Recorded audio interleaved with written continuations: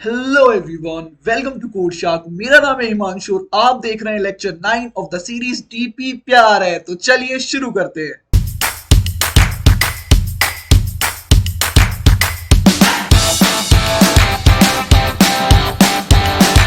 तो देखो यार, आज के हमारे टॉपिक का नाम है डीपी ऑन ग्रिड्स। भैया आप तो सब टॉपिक पढ़ा रहे हो, आप पैसे बता रहे हो कि डीपी लगने वाली ग्रिड्स पे। पूरी इंट्यूशन बताई जाएगी, तुम चिंता मत करो। बस अभी के लिए सिर्फ इतना समझो कि टॉपिक का नाम डीपी ऑन ग्रिड्स है। तो सबसे पहले डिफाइन करते हैं ग्रिड्स क्या होता है। तो देखो, इस अरेंजमेंट को ग्रिड कहते हैं। इस अरेंजमेंट को ग्रिड कहते हैं मार्केट में। इसको ग्रिड के नाम से भी जाना जाता है, इसको मैट्रिक्स के नाम से भी जाना जाता है, और एक और नाम से जाना जाता है जो कि है चेस बोर्ड। ठीक है, ये जरूरी नहीं है स्क्वायर हो, ये मतलब एक और रो ऐसे भी हो सकती है। ठीक है, एम क्रॉस एन, सही बात है। एम रोज हैं और एन कॉलम्स हैं। Make sense. इसको कहते हैं यार ग्रिड, मैट्रिक्स और चेस बोर्ड। अब सुनो, इस पे किस तरह के क्वेश्चंस आते हैं वो देखो। सबसे पहली जो इसमें कैटेगरी आती है ना यार, वो आती है number of ways slash unique ways. किसके? टू रीच फ्रॉम कोई आई कोमा जे से टू एक्स कोमा वाई तक। मतलब अगर मान लो ये आई कोमा जे है, ये आई है, ये जे है, इससे किसी एक्स कोमा वाई तक आने के तुम्हें नंबर ऑफ वेज बताने हैं। अब यार तुमको पता है, नंबर ऑफ वेज देखते ही जो अपने लोग हैं ना, जो सीरीज अच्छे से फॉलो कर रहे हैं, उनको पता लग जाता है क्या करना है। पूरी डिटेल में डिस्कस करेंगे, चिंता मत करो। सेकंड तरह का क्वेश्चन आता है यार इसमें कि ये नंबर ऑफ वेज तो ठीक है, सेकंड चीज जो आती है इसमें वो आती है कंस्ट्रेंट्स के ऊपर। भैया कंस्ट्रेंट्स इसमें किस तरह के कंस्ट्रेंट्स आ सकते हैं यार? जो पहला होता है वो होता है मूव्स अलाउड। अरे भाई, नंबर ऑफ वेज तो बता देगा, अगर यही नहीं पता होगा चलना कैसे है। तो यार देखो, तुमको राइट और डाउन मूव अलाउड हो सकते हैं, तुमको चारों मूव अलाउड हो सकते हैं। ठीक है, तुमको के मूव्स अलाउड कंस्ट्रेंट दे सकते हैं कि भाई के ही मूव्स में जाना है तुझे। समझ में आ रही है बात? इस तरह के कंस्ट्रेंट्स आ सकते हैं। और ये चीज है ना, ये चीजें रिकर्शन फोर देंगे में एक लेक्चर है जिसमें 15 क्वेश्चंस कराए हैं एक ही लेक्चर में। उसमें तुम्हें सारे कंस्ट्रेंट बताए किस तरह के क्वेश्चन फॉर्म हो सकते हैं। ठीक है, थर्ड जो आ सकता है यार इसमें, वो कुछ नहीं है, वो आती है ऑप्टिमाइजेशन प्रॉब्लम। मतलब भैया थोड़ा सा बता दो तो सुनो। मतलब ये यार कि इन ये तो सारे नंबर ऑफ वेज बता रहा है ना, ऑप्टिमाइजेशन प्रॉब्लम में क्या करेगा वो, इन सब के साथ, इन मूव्स के साथ एक कॉस्ट एसोसिएट कर देगा। अरे हम करके आ चुके हैं ना ऐसे क्वेश्चंस जिसमें कॉस्ट एसोसिएट हो जाती है। अब तुम्हें क्या बताना है? वो पाथ जो आइदर मिन कॉस्ट हो और मैक्स कॉस्ट हो। Make sense? सही बात है। और यार फोर्थ तरह की कुछ मिस्टीनियस प्रॉब्लम्स होती हैं यार, वो भी हम देखेंगे, उनमें ही मजा आने वाला है। तो यार इसको अच्छे से फॉलो करो यार, ये तुम्हारी डीपी प्यार है में डीपी की सब सीरीज बन जाएगी, डीपी ऑन ग्रिड्स की। बिल्कुल डिटेल में समझेंगे यार। तो आओ यार, अपना पहला क्वेश्चन उठाते हैं और उसे फोड़ते हैं। आ जाओ सारे। तो देखो यार, आज अपनी प्रॉब्लम का नाम है यूनिक वेज। तो देखो यार, प्रॉब्लम क्या कहती है। प्रॉब्लम कहती है ये अगर एक ग्रिड गिवन है जो कि एम क्रॉस एन की है, और टॉप पे मतलब 0,0 पे कौन बैठा है? हैरी बैठा है। ठीक है, और यहां पर क्या रखी? यहां पे रखी टॉफीज। ठीक है, कंस्ट्रेंट क्या है? वो कहते हैं कि मूव्स जो अलाउड है ना हैरी के पास, वो या तो वो राइट जा सकता है या वो डाउन जा सकता है। वो डायगनली मूव नहीं कर सकता, सिर्फ दो मूव्स अलाउड है। ठीक है, और गोल क्या है? Number of ways to do this. मतलब मुझे बताना है नंबर ऑफ वेज कि हैरी इन टॉफियों को ग्रैब कर ले। सही बात है, दोबारा सुन लो। हैरी यहां पर सिचुएटेड है, टॉफीज यहां पर सिचुएटेड है। मुझे बताना है नंबर ऑफ वेज कि हैरी इन टॉफीज को ग्रैब कर ले by using this constraint, by applying this constraint. ठीक है, देखो एक ही तरीका हो सकता है कि राइट जाए, राइट जाए, राइट जाए, और डाउन डाउन डाउन पहुंच गया। Make sense? एक ही हो सकता है डाउन जाए, डाउन जाए, राइट राइट राइट, पहुंच गया। Make sense? एक ही तरीका हो सकता है, देखो राइट गया, डाउन गया, डाउन गया, राइट गया, राइट गया, और ये डाउन चला गया। सही बात है। ऐसे तुमको ये सारे तरीके बताने कि कितने तरीके हो सकते हैं। क्वेश्चन समझ में आया? अब सुनो, देखने वाले ना यही देख के समझ गए नंबर ऑफ वेज। बस यही तो हाईलाइट करना होता है। इस दुनिया में एक ही कलाकार है, एक ही कलाकार है जो ये करके ला सकता है। क्या नाम है उसका? तो वो है अपना भाई रिकर्शन। पता है यार तुमको ये बात, नंबर ऑफ वेज सिर्फ इस दुनिया में रिकॉर्शन लाके देगा तुम्हें। सही बात है। तो इतनी इंट्यूशन आई कि रिकॉर्शन लगेगा। अब देखो यार आगे समझते ही क्वेश्चन है क्या। देखो अब अच्छे से, मुझे ना यहां पर पहुंचना है, मतलब m क्रॉस n, मतलब m-1 कॉमा n-1 पर पहुंचना है। सही बात है ना, क्योंकि हम इंडेक्स बेस चलते हैं। अच्छा, तो अगर मुझे यहां पर पहुंचना है, ध्यान से देखो, इधर पहुंचना है तो या तो मैं यहां से आ सकता हूं राइट मूव लगा के, या यहां से आ सकता हूं। क्या मैं यहां से आ सकता हूं क्या? तो भैया नहीं, क्योंकि डायगोनल मूव अलाउड ही नहीं है। तो या तो यहां से आ सकता हूं या मैं यहां से आ सकता हूं। सही बात है, सही बात है। तो सुनो, अगर इधर आना है, ये m क्रॉस n है, तो या तो मैं ऊपर से आ सकता हूं ये डाउन मूव लगा के, या मैं लेफ्ट से आ सकता हूं राइट मूव लगा के। सही बात है। अब सुनना, एकदम मैं ट्रांसफॉर्म कर रहा हूं क्वेश्चन को, सुनो मेरी बात। एक क्वेश्चन था, ये nth स्टेयर थी और मुझे n पे पहुंचना था। मूव्स अलाउड थे, दो जंप अलाउड थे, जंप दो अलाउड थे, इधर 1 का जंप लो या 2 का जंप लो।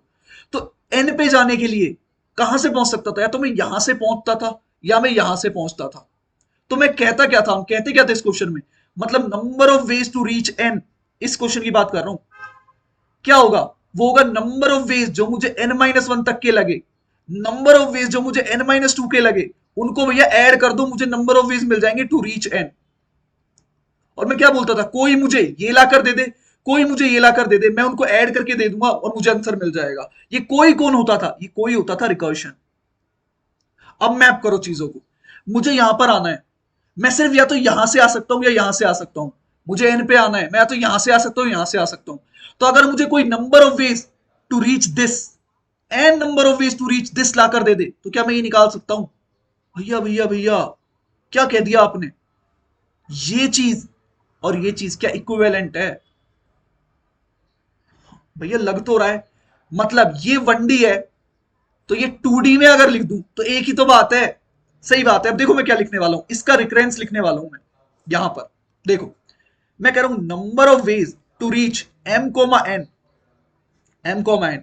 इज इक्विवेलेंट क्या होगा, number of ways to reach m-1, अगर मुझे कोई ये ला कर दे दे, और number of ways to reach m, n-1, अगर कोई मुझे ये ला कर दे दे, तो मेरा क्या काम है? ऐड करना बस। ये रहा भाई रिकरेंस। भैया ये कैसे किया आपने? कुछ नहीं भाई, मैंने इस प्रॉब्लम को इसमें मैप किया है। हम पैटर्न रिकॉग्नाइजेशन ही तो मेन चीज करते हैं, पैटर्न रिकॉग्नाइजेशन। और मैंने पैटर्न रिकॉग्नाइज किया, समझ में आई बात?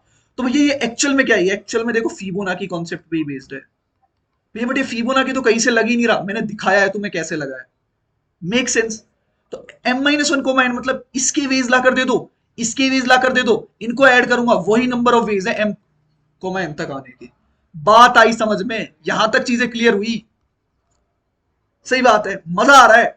इस वीडियो को यार एंड तक देखना, कोडिंग इंप्लीमेंटेशन भी अच्छे से देखना यार, उसमें मैं तुम्हें चीजें बताने वाला हूं। तो आ जाओ यार अपना रिकर्सिव कोड लिखना स्टार्ट करते हैं। तो मैं कहता हूं फंक्शन ऑफ, भैया दो चीजें जाएंगी, वो क्या है? एम और एन। ये एम और एन क्या है भैया? ये ग्रिड की डायमेंशन है। ठीक है, एम क्रॉस एन। और याद रखना, ये एम कॉमा एन मैं इंडेक्स से पास कर रहा हूं। ठीक है, मतलब एक्चुअली में ये m-1 कॉमा n-1 है, कोड में दिखा दूंगा तुम्हें। ठीक है, तो यार मैं कह रहा हूं भैया, कोई मुझे लेफ्ट के मूव्स ला कर दे दे, मतलब number of ways to reach that, मतलब ऐसे लिखा लेते हैं, ये mth है, ये यहां पर है, ये यहां पर है। मैं कह रहा हूं ये वाले ला के दे दे, number of ways to reach this state. तो वो कैसे आया भैया? वो आया function of m comma n-1। सही बात है। मैं कह रहा हूं कोई मुझे अप के मूव्स ला कर दे दे, कि अप तक आने के कितने मूव्स है, मतलब कौन ला कर देगा? एक ही मेरा भाई, रिकर्शन, m को मैं ला कर दे दिए। मेरा काम क्या होगा? रिटर्न करना लेफ्ट प्लस अप। सही बात है, ये चीज हो गई। अब चलते हैं बेस केस पे। ये क्या था? भरोसा। बताया था रिकर्शन कैसे लिखते हैं, तीन चीजें होती हैं। ये क्या था? तुम्हारा काम, तुम्हारा काम। ये सब चीजें रिकर्शन फोल्डिंग में बता रखी हैं भाई। मैंने बताया था डीपी करने से पहले रिकर्शन अच्छा होना चाहिए। थर्ड क्या बच गया अपने पास? Base case. अब सुनना, बेस केस कैसे लिखते हैं बताया था। वैलिड, लास्ट वैलिड या इनवैलिड पे जाओ। तो देखो, एम भी डिक्रीज हो रहा है, एन भी डिक्रीज हो रहा है।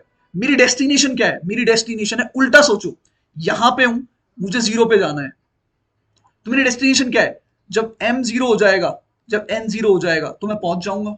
Make sense? तो देखो, if m equal to zero and n equal to zero, तो क्या है, रिटर्न कर दो। क्या सोचो, हमको वेज बताने हैं। अगर मैं यहां से यहां पर पहुंच गया, इसका मतलब एक तरीका मिल चुका है।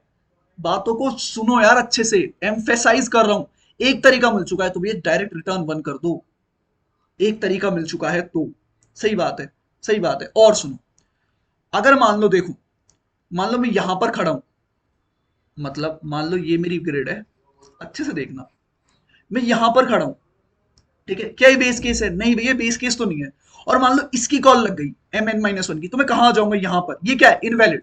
तो भैया उसको भी तो हैंडल करना पड़ेगा ना। तो इफ m अगर लेस देन जीरो चला जाता है, या फिर n अगर लेस देन जीरो चला जाता है, तो रिटर्न जीरो। सही बात है, सही बात है, मेक सेंस। तो ये क्या अपना हो गया? रिकर्सिव को, ठीक है, ये अपना हो गया रिकर्सिव को। इतना।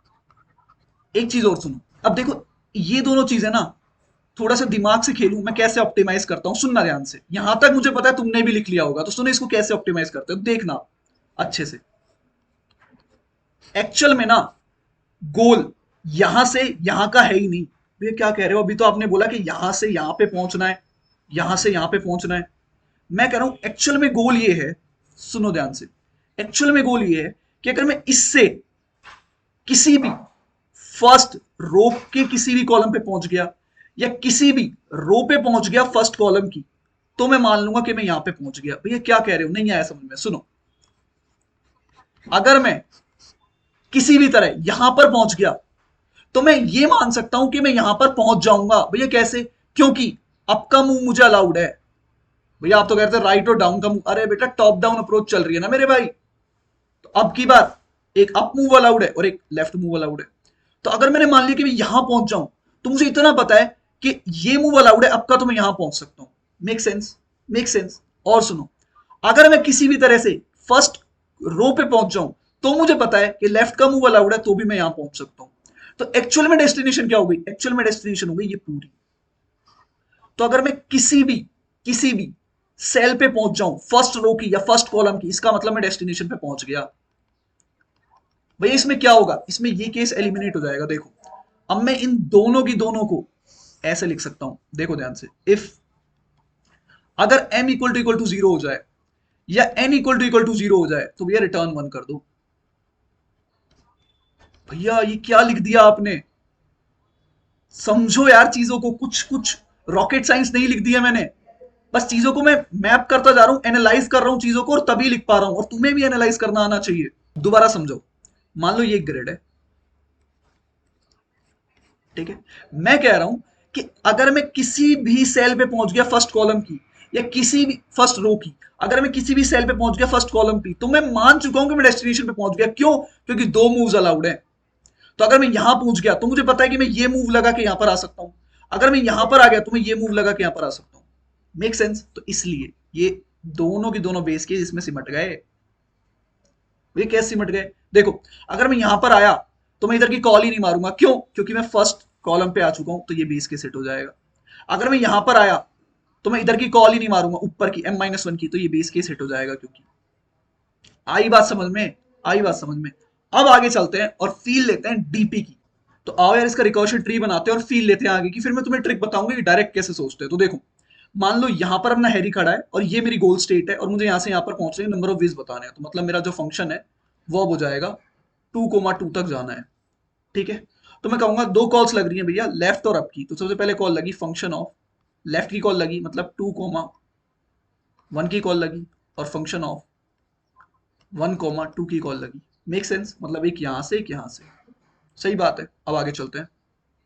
सबसे पहले लेफ्ट की कॉल एग्जीक्यूट होगी, तो फंक्शन ऑफ 2,1 ने कॉल किया फंक्शन ऑफ 2,0 को, और फंक्शन ऑफ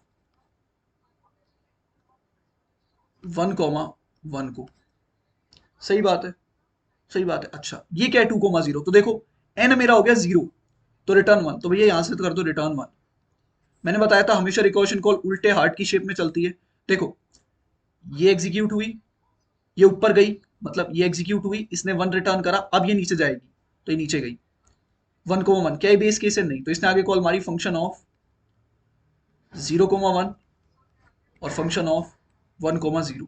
ये क्या है? बेस केस है मेरे भाई, जीरो हो गया, कोई भी एक जीरो हो रहा है बेस केस में, यहां से 1 रिटर्न हुआ, यहां से 1 रिटर्न हुआ। तो देखो 1 लेफ्ट से आया, 1 अप से आया, 1 + 1 यहां पर आया 2, इसने रिटर्न करा 2 ऊपर, 1 + 2 इसने ऊपर रिटर्न करा 3। सही बात है, इसने ऊपर रिटर्न करा 3। Make sense? अब देखो फंक्शन ऑफ 1,2 ये कॉल बच रही है क्योंकि पहले लेफ्ट की कॉल एग्जीक्यूट होती है। अब फंक्शन ऑफ 1,2 की कॉल्स देखो, फंक्शन ऑफ 1,2 पहले लेफ्ट की कॉल मारेगा, फंक्शन ऑफ 0,2 और फंक्शन ऑफ 1,1। Make sense? अब देखना आगे मैं बताऊंगा ही नहीं ये चल कैसे रहा है, यहीं पे देख लो। फंक्शन ऑफ 1,1 जो है, तुम आगे का रिकर्शन ट्री बना सकते हो, पहले से कंप्यूट हो चुका है। इसको क्या बोलते हैं अपनी दुनिया में? इसको बोलते हैं overlapping sub problem. Overlapping sub problem. और तुम्हें बताया था जिसका भी तुमने रिकर्शन लिख दिया तो ये क्या सेटिस्फाई कर गया? Optimal substructure. Optimal substructure. तो डीपी के भैया दोनों प्रॉपर्टी सेटिस्फाई हो चुकी हैं। अरे पूरा बना लेना रिकर्शन ट्री, ठीक है। डीपी की दोनों प्रॉपर्टी सेटिस्फाई हो चुकी है तो क्या लग जाएगी? डीपी लगा दो मेरे भाई। तो क्या करना है इसमें? देखो ये हो जाएगा डीपी ऑफ। अब पहली सबसे बड़ी चीज मीन, भैया कितने डायमेंशन की डीपी बनेगी? ये तुम्हें बताया था भाई, देखो ध्यान से। इस फंक्शन कॉल में, मतलब इस रिकर्सिव कॉल में कितने पैरामीटर चेंज हो रहे हैं? देखो यहां पर n-1 चेंज हुआ, यहां पर n-1, भैया दो पैरामीटर चेंज हो रहे हैं। यहां पर लिखता हूं, दो पैराम्स चेंज हुए तो कितने डायमेंशन की डीपी बनेगी? भैया 2D डीपी बनेगी। तो देखो डीपी ऑफ m n में इक्वल टू, और एक क्या करते हैं, ये तो हमने क्या डाल दिया? वैल्यू डाल दी। एक बार अगर ऑलरेडी एग्जिस्ट कर रहा है DP of m n is not equal to -1 return, ऐसे ही तो लिखते हैं ना मेरे भाई, डीपी ऑफ m n।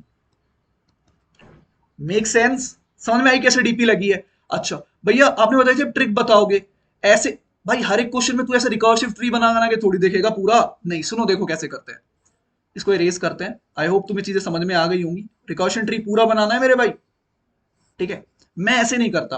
अगर मान ली कभी कंफ्यूजन होती है कि डीपी लगेगी या नहीं लगेगी, वैसे दो रिकर्सिव कॉल लग रही है, मोस्टली डीपी लग जाती है। तो देखो कैसे करते हैं। फंक्शन ऑफ m, n दो कॉल्स मार रहा है, फंक्शन ऑफ m, n-1 और फंक्शन ऑफ m-1, n। सही बात है, मेक सेंस? अब सुनना, ये फंक्शन ऑफ m, n क्या कॉल मारेगा? देखो function of m, n m-1, n-1 मारेगा, मतलब इसको माइनस कर दो इसको कांस्टेंट रख के, और फंक्शन ऑफ m, n-2 की कॉल मारेगा। Make sense? अभी एग्जीक्यूट मत करो, ये आगे जाएंगी, ये आगे जाएंगी। ये देखो ये क्या करेगा, फंक्शन ऑफ m-1 n-1 की कॉल होगी और फंक्शन ऑफ m-2 और n की कॉल होगी। Make sense? अब देखो दिख गया, अपने लोगों को दिख चुका है भाई। ये रही ओवरलैपिंग सब प्रॉब्लम। दिख गई? दिख गई? अच्छे से देख पा रहे हो? तो देखो ऐसे डायरेक्ट निकालते हो ओवरलैपिंग सब प्रॉब्लम। और ये चीजें तुम्हें मैंने पीछे की वीडियोस में बता रखी है, इसलिए मैं कहता हूं यार पूरी की पूरी चीजें लिंक है, शुरू से देखो तभी मजा आएगा। तो आओ यार इसको चल के कर देते हैं कोड, आ जाओ सारे। तो देखो यार अब आ गए हम हमारी कोडिंग स्क्रीन पर, तो चलिए इसे करते हैं कोड। तो क्या करना है? कुछ नहीं भैया, रिटर्न ऑफ सॉल्व। क्या जाएगा? m-1, n-1 बता चुका हूं मेरे भाई। क्यों भैया m-1 n-1? क्योंकि इंडेक्स से पास कर रहे हैं। तो इंट सॉल्व, सबसे पहले रिकर्शन लिखना है, तो इंट m, इंट n। सबसे पहले इंट लेफ्ट से निकाल लेते हैं कि लेफ्ट से कितने आ रहे हैं, तो solve of m, n-1। Int up से कितने आ रहे हैं, solve of m-1, n। Return left plus up. अब बेस केस लगा देते हैं। तो बेस केस तुम्हें बता चुका हूं, इफ m इक्वल टू 0 या फिर n इक्वल टू 0 तो रिटर्न 1। Make sense? भाई इतना सा कोड, हाँ भाई इतना सा कोड है रिकर्सिव। तो एक बार कंपाइल करके देख लें कि कोई कंपाइलेशन एरर तो नहीं है। तो देखो यार कोई कंपाइलेशन एरर नहीं है। तुम्हें भी पता है सबमिट नहीं होगा, क्या आने वाला है? टीएलई आने वाला है मेरे भाई। इसकी टाइम कॉम्प्लेक्सिटी मेरे भाई, कोई बात नहीं, आओ इसकी टाइम कॉम्प्लेक्सिटी पर चर्चा करते हैं। देखो इसको थोड़ा नीचे रखते हैं। देखो कितनी कॉल्स लग रही हैं, दो कॉल्स लग रही हैं। मतलब अगर मेरी एक m क्रॉस n की ग्रिड है अगर मेरी एक m क्रॉस n की ग्रिड है तो हर एक सेल से 2 कॉल्स लग रही हैं, तो कैसे करते हैं हम इसको? रिकॉर्शन में तुम्हें बताया था, देखो टोटल चॉइस कितनी है भैया? 2 चॉइस हैं, या तो ये कॉल 2 चॉइस हैं, और टोटल सेल्स कितनी है जिनके पास चॉइस है? वो है भैया m क्रॉस n। तो क्या होती है टोटल वेज जो टाइम कॉम्प्लेक्सिटी होती है वो क्या होता है? ऑर्डर ऑफ 2 की पावर m क्रॉस n। ऐसे ही करते हैं, ये क्या निकल गई भैया? टाइम कॉम्प्लेक्सिटी आ गई ऑर्डर ऑफ 2 की power m cross n। Make sense? अब समझते हैं स्पेस कॉम्प्लेक्सिटी। स्पेस कॉम्प्लेक्सिटी क्या होती है? स्पेस कॉम्प्लेक्सिटी होती है यार, कितनी रिकॉर्शन कॉल पे एक्टिवेशन रिकॉर्ड्स जा रहे हैं, ये सब पता है एक्टिवेशन रिकॉर्ड्स क्या होते हैं, फंक्शंस कॉल कितनी जा रही है, तो मैक्सिमम कितनी जा सकती है? तो देखो मैक्सिमम कॉल कब जाएंगी? जब ये फिनिश से यहां तक पहुंच जाए। मैंने कहा था या तो यहां तक या यहां तक, तभी तो हम रिटर्न कर रहे हैं ना, देखो ठीक है, तभी तो हम रिटर्न कर रहे हैं। पहले वाले केस में अगर यहां पर दो बेस केस लगाता तो अलग होती सुमो। अब क्या हो रहा है? सिर्फ मुझे या तो इस तक पहुंचना है या इस तक पहुंचना है। तो स्पेस कॉम्प्लेक्सिटी क्या होगी? स्पेस कॉम्प्लेक्सिटी होगी big of max of m comma n, क्योंकि हम हमेशा मैक्सिमम लेते हैं, वर्स्ट केस लेते हैं, तो ये होने वाली है। अगर सुनो वो 2 बेस केस लगते हैं, मतलब अगर मेरा डेस्टिनेशन यहां पर होता तो मैक्सिमम कितनी कॉल्स लगती? तो या तो ये लगती या ये लगती, इतना जाना पड़ता, तो क्या होती उस केस में? स्पेस कॉम्प्लेक्सिटी होती big of m plus n। देखो ना m प्लस n ही तो है, यहां से यहां तक m n और यहां से यहां तक m। सही बात है, मेक सेंस? समझ में आ रही है बात? अभी क्या स्पेस कॉम्प्लेक्सिटी ये है, इतनी तो जाएंगी यार मैक्सिमम कॉल रिकॉर्ड्स, या तो ये इतनी जाएंगी या इतनी जाएंगी, तो इनमें से मैक्सिमम जो होगा वो उतनी जाएंगी। Make sense? समझ में आ रही है? अब आते हैं टाइम कॉम्प्लेक्सिटी पे। क्या है? 2 की पावर m क्रॉस n। तो देखते हैं, आओ। तो मैं कह रहा हूं 2 की पावर m क्रॉस n है, कंस्ट्रेंट्स पे आते हैं। क्या दे रखा है भाई? 100 तक जा सकते हैं मैक्सिमम। तो 2 की पावर 100 इंटू 100, 2 की पावर 10 टू दी पावर 4। भैया ये तो कभी एक्सेप्ट नहीं हो सकती।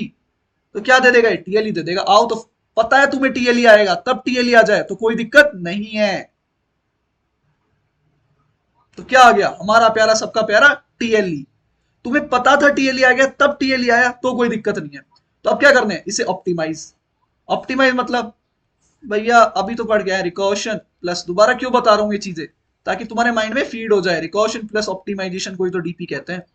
इंट्रोडक्टरी लेक्चर में बताया था ये बात। तो आओ यार, अब इसमें डीपी का मेमोराइज कर देते हैं इसको। तो आओ, वेक्टर 2D डीपी बनेगी, ये भी बताया था तुम्हें। तो वेक्टर ऑफ इंट, अब देख लो कैसे बनाते हैं। इंट डीपी कितने साइज की बनेगी? तो भैया m+1, एक साइज ज्यादा ले लेते हैं।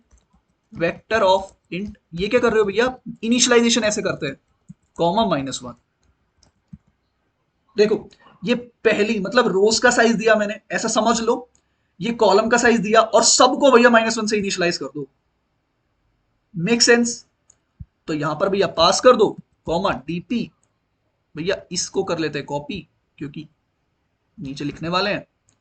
तो यहां पर डायरेक्ट पेस्ट कर देते हैं, बस जाएगा किससे? रेफरेंस से जाएगा मेरे भाई। दो काम करने हैं, सबसे पहले तो यहां पर पास कर देते हैं डीपी को, कॉमा डीपी, और यहां पर भी डीपी। ठीक है, अब क्या करना है? कुछ नहीं करना, DP of m comma n में देना है लेफ्ट प्लस अप, और ऊपर अगर भाई ऑलरेडी एग्जिस्ट है, मतलब डीपी ऑफ अगर m n is not equal to -1 है, तो भैया डायरेक्ट रिटर्न कर दो DP of m n। Make sense? Make sense? कोई दिक्कत नहीं है, रन करे कोड को, देखते हैं कोई कंपाइलेशन एरर तो नहीं है। तो यार कोई कंपाइलेशन एरर नहीं है, आइए करते हैं कोड को सबमिट। तो देखो यार, ये सबमिट भी हो चुका है। समझ में आ रहा है? टाइम कॉम्प्लेक्सिटी की बात करते हैं, आ जाओ। देखो यार कॉम्प्लेक्सिटी पे चर्चा करते हैं। तो देखो टाइम कॉम्प्लेक्सिटी क्या होगी, सुनो मेरी बात। मैक्सिमम कितनी कॉल्स जाएंगी? मैक्सिमम कितनी कॉल्स? तो सुनो, मेरे ये और ये फर्स्ट और ये मेरी क्या है? ये मेरी बेस केस है। तो ये कॉल्स तो लग रही होंगी ना, लेकिन इनसाइड वाली सारी, मतलब अगर ये मेरी ग्रिड है तो ये सारी इनसाइड की कॉल्स तो लग रही होंगी ना। ओनली ये मेरे बेस केस हिट होंगे, फर्स्ट सेल और फर्स्ट रो और फर्स्ट कॉलम। सही बात है। तो ये कितनी कॉल्स हैं? कितनी कॉल्स है? ये है m-1 क्रॉस n-1।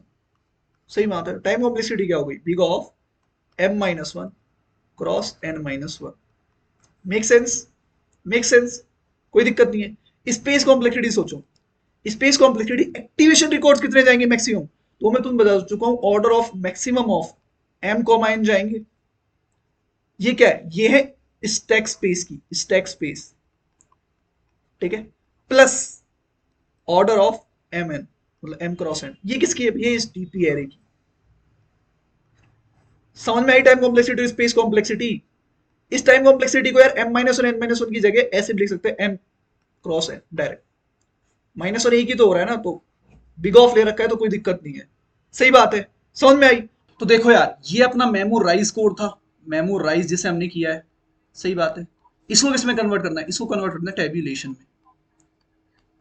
तो तुम्हें बता रखा है यार, सबसे पहले क्या होगा, सबसे पहले होगा डीपी। तो डीपी तुम्हें पता है एम प्लस वन वन और एन प्लस वन की बना दो, एक ज्यादा ही ले लिया करो यार। सेकंड, अच्छा सेकंड क्या है, ये बेस केस, ये बेस केस हमें क्या बन जाता है, ये बेस केस बन जाता है इनिशियलाइजेशन।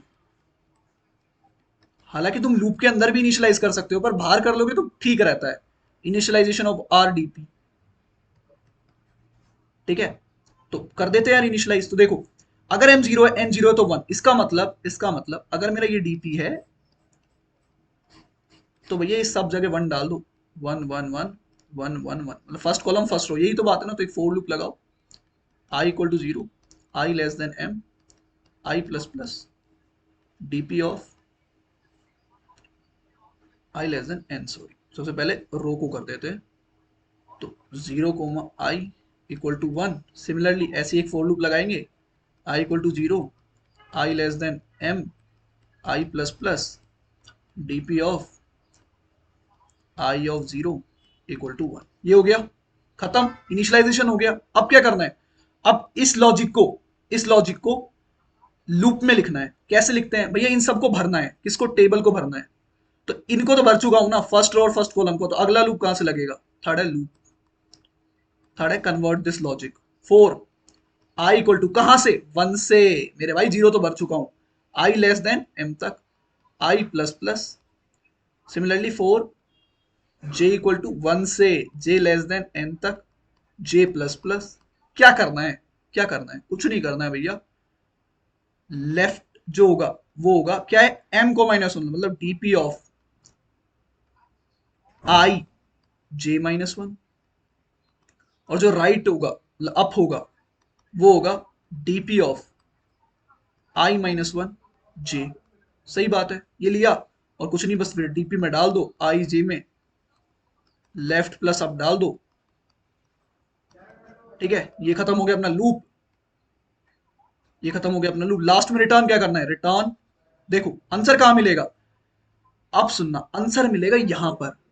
ये चीज मैं बताऊंगा अभी थोड़ी देर बाद में कि आंसर यहां पर मिलेगा, उसका क्या मतलब है, उसका क्या मतलब है। अभी रुक जाओ, अभी मान लो कि तुम DP of M minus one N minus one में आंसर मिलेगा। अरे इंडेक्स से चल रहे हैं ना मेरे भाई, इसलिए M minus one N minus one, make sense, make sense. आओ एक बार इसको चल के कोड कर देते हैं, फिर मैं बताता हूं कि आंसर यहां क्यों मिलेगा, ये मैं क्यों बोल रहा हूं, ये कैसे डिफाइन करते हैं। आओ, तो देखो यार, अब हम दोबारा आ गए हैं कोडिंग स्क्रीन पर। तो इसको अब मेमोराइज कर चुके थे, टेबुलेट करना है। तो ये डीपी एज इट इज रहेगी, बस इसको हटा दो, ठीक है। कुछ इनिशियलाइजेशन नहीं करते हैं। देखो, सबसे पहले इनिशियलाइजेशन मतलब जो चाहिए वो रख लो, बता चुका हूँ यार ये सब। तो for int i equal to zero, i less than n, i plus plus DP of zero of i में क्या डालना है, वन। एक ही तरीका है, for int j i equal to zero, i less than m, i plus plus DP of i of zero में one. Make sense. बस अब अंदर का लॉजिक लिख दो, पहले तो ये रिटर्न उड़ा दो यहाँ से, अंदर का लॉजिक लिख दें। तो क्या लिखेंगे, for int i equal to one से लेकर i less than m plus, ठीक है। ऐसे ही for int j equal to one, j less than n, j plus plus, ठीक है। लेफ्ट और राइट ऊपर ही डिफाइन कर देते हैं, int left equal to zero और अप, सॉरी लेफ्ट और अप। तो लेफ्ट से अगर आना है तो लेफ्ट इक्वल टू में डीपी ऑफ लेफ्ट मतलब i comma j minus one, और अप मतलब DP of i minus one j, ठीक है। और लास्ट में क्या करेंगे, डीपी ऑफ आई जे में कर देंगे लेफ्ट प्लस अप। आंसर तुम्हें बता चुका हूँ, आंसर मिलेगा return of DP of m-1 n-1। भैया m-1 n-1 क्यों? क्योंकि लूप देखो एक कम पे जा रहा है, क्योंकि मैं इंडेक्स से चल रहा हूं। तो आओ यार रन कर देते हैं इस कोड को, देखते हैं कोई कंपाइलेशन एरर तो नहीं है।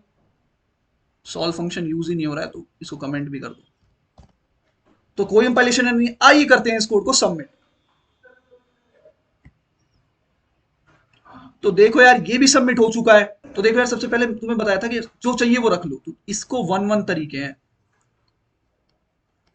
सही बात है। इसका मतलब क्या है? इसका मतलब क्या है? इसका मतलब है number of ways to reach this from this is one. हाँ भैया एक ही तरीका है। क्या मूव है वो भैया एक राइट मूव है। Similarly number of ways to reach this from this, वो भी एक ही तरीका है। सिमिलरली यहां पर भी आना है, वो भी एक ही तरीका है। कैसे? यहां से यहां पर आने का एक ही तरीका है कि डाउन डाउन डाउन। आगे सुनो, मुझे यहां का निकालना है, तो number of ways to reach this. अब सुनना, या तो मैं अप से आ सकता हूं या मैं लेफ्ट से आ सकता हूं। तो इसको और इसको ऐड कर दो, कितने तरीके हो गए? दो। सही बात है। अगला सुनो, इधर आओ। Number of ways to reach this, इसको और इसको ऐड कर दो, कितने हो गए? तीन। इसको और इसको ऐड कर दो, कितने हो गए? चार। आगे सुनो, अब थोड़ा गौर फरमाना। तुम्हें क्या चीज क्लियर होगी? स्पेस ऑप्टिमाइज कैसे करते हैं वो भी चीजें क्लियर होने लगेंगी। देखो, number of ways to reach this state. भैया स्टेट क्यों बोल रहे हो? स्टेट डीपी स्टेट्स बता चुका हूं मेरे भाई, बता चुका हूं। देखो, number of ways to reach this state वो क्या है? या तो मैं अप से आ सकता हूं या मैं आ सकता हूं। Number of ways to reach ये इतने थे, number of ways to reach this वो इतने थे, तो इनको ऐड कर दो, तो हो गया 2+1। 2+1 इक्वल टू 3। सिमिलरली इसको भरना है, तो 3+3 6। इसको 6+4 10। देखो, number of ways to reach this state वो होगा number of ways to reach this plus number of ways to reach this. 3+1 4, 6+4 10, 10+10 20। आई बात समझ में कैसे किया है मैंने? अब सुनो, मैंने तुम्हें बताया था डीपी डिफाइन करने का। ये स्टेट डिफाइन करो। डिफाइन क्या है इसका मतलब?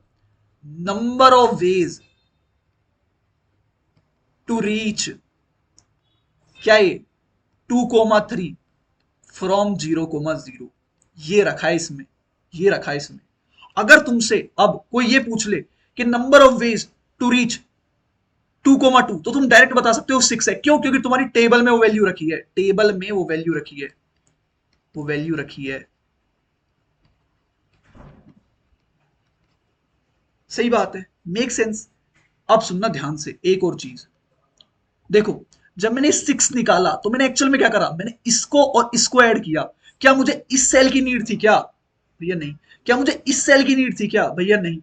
तो अगर तुम ध्यान से देखो, तो किसी भी सेल को निकालने के लिए, किसी भी सेल को निकालने के लिए मुझे उसका प्रीवियस चाहिए और मुझे उसकी अप सेल चाहिए। सही बात है, सही बात है। तो एक्चुअल में मुझे पूरी टेबल बनाने की नीड ही नहीं है। क्यों भैया? देखो, मान लो मुझे 2 निकालना था, तो मैं इसको यूज करता, इसको यूज करता, फिर अगले के लिए ये मेरी अप सेल हो जाती और ये मेरा प्रीवियस। ऐसे ही तो हम स्पेस ऑप्टिमाइज करते हैं। सही बात है। तो ये 2D को मैं 1D में स्पेस ऑप्टिमाइज कर सकता हूं, इतनी गुंजाइश है। ये सब चीजें बात की बात है। स्पेस ऑप्टिमाइजेशन मेन चीज थी ये स्टेट डिफाइन करना। मेन चीज थी तुम्हें ये बताना कि दुनिया वाले क्यों कहते हैं कि DP is equal to table filling. यही कहते हैं ना कि टेबल फिल कर दी तो डीपी आ गई, वो यही टेबल होती है। सही बात है। वीडियो बिल्कुल बड़ी होगी क्योंकि यार बहुत चीजें बता रहा हूं तुमको, इसलिए तुमको ये चीजें माइंड में बैठानी है कि टेबल फिल कैसे करते हैं। ये होता है डायरेक्ट टेबुलेशन सोचना, डायरेक्ट टेबुलेशन। धीरे धीरे आएगा यार, कोई बात नहीं, निराश नहीं होना है। तो आओ यार इसका एक बार स्पेस ऑप्टिमाइज भी कर आते हैं। 2D से 1D करना है, कैसे करूंगा देख लो एक बार। तो आओ यार अब इसको कर देते हैं स्पेस ऑप्टिमाइज। तो देखो, इसको करते हैं कमेंट। सबसे पहले बनाते हैं वेक्टर प्रिंट प्रीवियस, मतलब जो कि मेरे को प्रीवियस रो दिखाएगा। कितना साइज की? n की बनेगी 0। और सिंस मैं इसको नहीं कर सकता इनिशियलाइज क्योंकि मैं इनसाइड बनाने वाला हूं, बट मैं इसको कर सकता हूं प्रीवियस को, जो कि मेरी फर्स्ट रो की तरह करेगी। तो previous of i equal to 1। Make sense. अब देखो करंट में क्या करेंगे हम। करंट सिंस मेरा लूप जो है वो 1 से स्टार्ट हो रहा है, तो देखो मैं क्या करूंगा, मैं हमेशा करंट इनसाइड बनाऊंगा, मतलब अंदर लूप के, और मैं इसको 1 कर दूंगा। भैया क्यों? क्योंकि मेरा लूप देखो 0 1 2, आगे देखो 0 1 2। मेरा लूप जो है जे जो है मेरा, जो कि कॉलम दिखा रहा है, वो हमेशा 1 से स्टार्ट हो रहा है। तो इसलिए मुझे प्रीवियस ये वैल्यू चाहिए होगी, तो इसलिए मैं इसको 1 डाल दूंगा खुद से। वही इनिशियलाइजेशन ही है एक तरह का। तो यहां पर vector int current of size n का बनेगा और मैं करंट ऑफ 0 में 1 डाल दूंगा। ठीक है, मेक सेंस। ये क्या है भाई, लेफ्ट लेफ्ट मतलब करंट मेरे भाई, करंट। ठीक है, और ये क्या है भैया, ये क्या है, प्रीवियस। i माइनस मतलब प्रीवियस, तो ये हो जाएगा प्रीवियस। डीपी ऑफ आई जे नहीं होगा मेरे भाई, ये होगा करंट में जाएगा। और सिंस आगे मुझे प्रोसीड करना है, तो मैं प्रीवियस को करंट बना दूंगा। भाई यही तो करते आ रहे हैं हम इतने टाइम से। और लास्ट में क्या रिटर्न कर देंगे, previous of n-1। Make sense. तो यार चलिए इस कोड को करते हैं रन। अरे यार, ओके, तो करंट ऑफ जे आएगा ना मेरे भाई। तो आइए इस कोड को करते हैं रन। तो देखो यार, कोई कंपाइलेशन एरर नहीं है। आइए इस कोड को करते हैं सबमिट। तो देखो यार, ये सबमिट भी हो चुका है। इसकी टाइम कॉम्प्लेक्सिटी क्या है, तो इसकी टाइम कॉम्प्लेक्सिटी हो गई यार big of m cross n, क्योंकि हम ग्रिड को भर रहे हैं। और स्पेस कॉम्प्लेक्सिटी क्या है, बिग ऑफ क्या, 1D एरे लिया है मेरे भाई n। Make sense. टेबुलेशन की क्या थी स्पेस कॉम्प्लेक्सिटी और टाइम कॉम्प्लेक्सिटी, वो थी यार big of m cross n। और सिंस मैंने 2D मैट्रिक्स ली थी, तो वो गई थी big of m cross n। मैंने ये एक एग्जांपल ले लिया है, ठीक है, जो हम सॉल्व करने वाले हैं। M3 है, N7 है, और number of ways to reach from 0,0 to 2,6 is 28। ठीक है, सही बात है। अब सुनना मेरी बात ध्यान से। यहां तक आने के लिए समझो मैं ये पाथ ले रहा हूं। तो देखो, एक राइट मूव लिया, दो राइट मूव, 3, 4, 5, 6, सही है। और फिर एक डाउन मूव, एक डाउन मूव। ठीक है, तो मैंने कितने राइट लिए, 1 2 3 4 5 6, मैंने 6 राइट लिए और 2 डाउन मूव्स लिए। Make sense, make sense. अब सुनो, ये पाथ छोड़ दो, किसी और पाथ से आते हैं, देखते हैं क्या होता है। देखो, ये मैं गया एक डाउन, ये मैं गया एक राइट, ये मैं गया एक डाउन, ये मैं गया एक राइट। अब मैं सिर्फ राइट जा सकता हूं, right right right right. Count करते कितने राइट है, 1 2 3 4 5 6, 6 राइट। और डाउन देखते हैं कितने, 1 2, 2 डाउन। भैया ये तो सेम आ रहा है। मैं कह रहा हूं तुम किसी भी बात से आ जाओ, यहां तक आने के लिए 6 राइट और 2 डाउन चाहिए। हाँ भैया, हाँ भाई। अरे तू देखना, राइट यहां तक तुझे आना ही आना है और फिर तुझे डाउन जाना है, तो 6 राइट और 2 डाउन तुझे चाहिए ही चाहिए। मेक सेंस, ये बात समझ में आई। अब सुनना, अब एक काम करते हैं, इन पाथ्स को लिखते हैं। तो देखो, आर आर आर, फर्स्ट वाला पाथ लिख रहा हूं, तो ये वाला पाथ लिखा है मैंने। अब इस पाथ को लिखते हैं जो हमने दूसरा वाला लिया था। ये है D R D R R R R. सही बात है, सही बात है। ये क्या है, ये एक तरीका, ये दूसरा तरीका। इन दोनों में क्या डिफरेंस है, मुझे बताओ। इन दोनों में डिफरेंस है भैया ऑर्डर का। ऑर्डर मतलब, समझने वाले समझ गए भैया, ये अलग अलग परम्यूटेशंस हैं। मतलब क्वेश्चन एक्चुअल में ये है ही नहीं कि यहां से यहां तक। क्वेश्चन एक्चुअल में है number of permutations of this. सही बात है। अब सुनना, तो ये कितने स्लॉट है, 8 स्लॉट है। 8 स्लॉट पे इनको रखना है, 1 2 3 4 5 6 7 8। तो 1 2 3 4 5 6 7 8, 6 + 2, 8 स्लॉट है। 8 स्लॉट पे इनको रखने की नंबर ऑफ वेज कितने हो सकते हैं, टोटल नंबर ऑफ वेज। तो देखो, टोटल नंबर ऑफ वेज कैसे निकालते हैं, 8 है ना, तो 8 फैक्टोरियल। ठीक है, अब सुनना, सुनना ध्यान से। इस वाले आर को और इस वाले आर को अगर मैं इंटरचेंज कर दूं, क्या कोई फर्क पड़ेगा, नहीं। तो क्या इसमें आ रहा है, इसमें आ रहा है आइडेंटिकल तरीके। हालांकि ये लेक्चर परम्यूटेशंस पढ़ाने का नहीं था, तो इन आइडेंटिकल तरीकों को क्या करना पड़ेगा, मैनेज। वो कैसे करते हैं भैया, जो आइडेंटिकल है उनको डिवाइड कर दो। कितने आइडेंटिकल है, 6। आर आइडेंटिकल है इंटू 2, खत्म क्वेश्चन। देखो, कोई बात नहीं, ये 28 आ रहा है ना, देखो 8, इसको सॉल्व कैसे करेंगे, 8 इंटू 7 इंटू 6 फैक्टोरियल लिख दूं, बाय 6 फैक्टोरियल इंटू 2 फैक्टोरियल। ये कितना कट गया, और 2 फैक्टोरियल क्या होता है, 2, तो ये 4 टाइम्स हो गया, तो 7 4 28। समझ में आई मेरे भाई बात, समझ में आ गया कैसे लिखा है। तो ये क्या है एक्चुअल में, तो देखो, ये 6R मतलब n-1, ये 2D मतलब m-1। तो ये एक्चुअल में क्या लिख रहा है, देखो m-1 plus n minus one whole factorial divided by m minus one factorial n minus one factorial equal to ये है m plus n minus two factorial by m minus one factorial n minus one factorial. खत्म भाई question. अब ये कैसे निकालते हैं? तो यार ये फैक्टोरियल का एक तरीका होता है, देख लेना तुम। ये कैसे आया, मजा आ रहा है? ये कैसे मैं निकाला, ये चीज समझ में आई कि एक्चुअल में क्वेश्चन क्या था? Number of ways to arrange this, number of ways to arrange this, बस यही क्वेश्चन था यार, और निकाल दिया तुम्हारे सामने एक फॉर्मूला। ठीक है, मेजर बात क्या थी? डीपी से हमने इसे समझा। ये क्लिक ना हो कोई बात नहीं, पर हमने डीपी से भी करा ना इसको। तो देखो हमने यार क्या करा, समराइज करते हैं एक बार चीजों को, समराइज करते हैं। तो देखो सबसे पहले हमने इस क्वेश्चन की इंट्यूशन ली कि क्वेश्चन एक्चुअली में ना क्लाइंबिंग स्टेयर्स जो कि मैंने दोनों में कराया है, डीपी की प्लेलिस्ट में, डीपी की सीरीज में भी कराया है और रिकर्शन फोर्डिंग में भी, उसका 2D वर्जन है जो कि फिबोनाची बेस्ड है। ये हमने देखा इसमें। फिर हमने यार इसका रिकर्शन लिखा जिसकी टाइम कॉम्प्लेक्सिटी थी बिग ऑफ 2 की पावर m क्रॉस n, ठीक है, और स्पेस कॉम्प्लेक्सिटी थी big of max of m comma n। फिर हमने यार इसका मेमोराइजेशन लिखा डीपी से। उससे पहले हमने फील ली कि डीपी लग कैसे रही है, by taking optimal substructure and overlapping sub problem, जिसमें इसकी टाइम कॉम्प्लेक्सिटी हो गई यार big of m cross n, और स्पेस कॉम्प्लेक्सिटी हो गई यार big of max of m comma n plus order of m cross n DP array की। फिर यार हमने इसका टेबुलेशन किया जिसमें हमने डिफाइन करना भी सीखा है डीपी की स्टेट्स को, जिसकी टाइम कॉम्प्लेक्सिटी भी सेम रही बट स्पेस कॉम्प्लेक्सिटी हो गई m क्रॉस n। फिर हमने यार इसका स्पेस ऑप्टिमाइजेशन किया जिसमें टाइम कॉम्प्लेक्सिटी सेम रही big of m cross n, और स्पेस कॉम्प्लेक्सिटी हो गई यार बिग ऑफ n। और लास्ट में हमने इसका मास्टर स्ट्रोक देखा यार, जो कि हमने परम्यूटेशन एंड कॉम्बिनेशन से किया, जिसकी टाइम कॉम्प्लेक्सिटी हो गई यार big of max of m comma n, sorry min of, min तक चलता है भाई, min of m comma n। Fibonacci में तुम देख लोगे यार, पढ़ लेना आर्टिकल, किसी गूगल पे सर्च करो फिबोनाची कैसे निकालता है, तुम्हें बहुत सारे तरीके मिल जाएंगे, उनमें सबसे अच्छा वाला तरीका ये लगता है मुझे।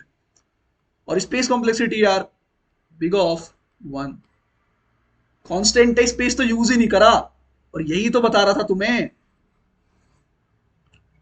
तो आई होप यार तुम्हें वीडियो पसंद आई होगी यार, उस लाइक बटन को दबा दो, सब्सक्राइब कर दो यार, और शेयर करो अपने दोस्तों में यार। मिलते हैं नेक्स्ट वीडियो में एक बेहतर और एक अच्छे कॉन्सेप्ट के साथ। Till than happy coding.